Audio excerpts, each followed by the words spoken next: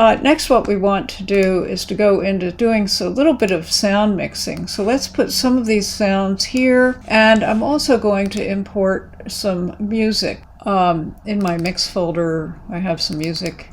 I will simply apply this music down below. Now that I have these two tracks here, I can bring up my audio mixer, audio clip mixer, and when I play this, I can adjust the audio levels of these to how I like them to be. Notice that we're going to be on tracks 3 and 4, and the music is on track 4. So if I want track 4 to fade in, I'll start with it here and bring it up. Now this is going to be my effects. I'm starting with the music down.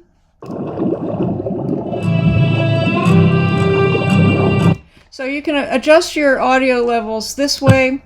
Another way to adjust the audio levels is you can expand your tracks like this. I'm expanding the tracks so I can see what's going on. I can also control the tracks, expanding this so I can actually see the waveform.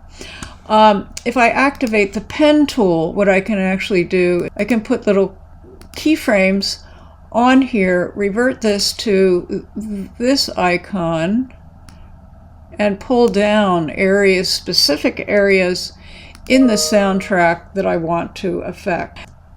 To speed up the export process, and when you see this yellow line, it means that it needs rendering. So what I want to do, you don't have to render, it might just take a little more time. The other thing, I want to make sure that I cut this part here.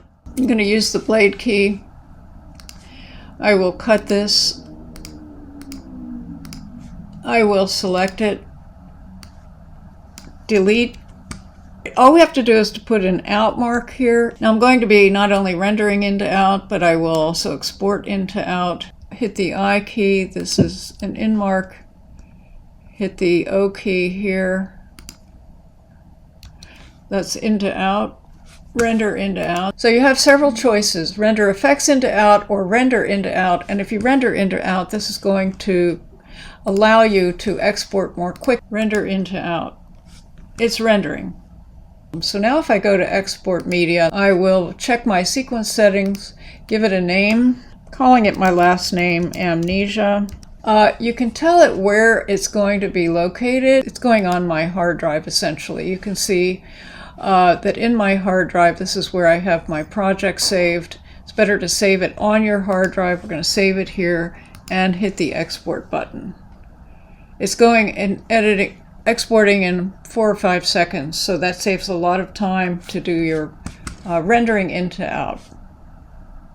So that concludes this quick tutorial. We'll go over this in class as well, and if you have any questions, feel free to contact me.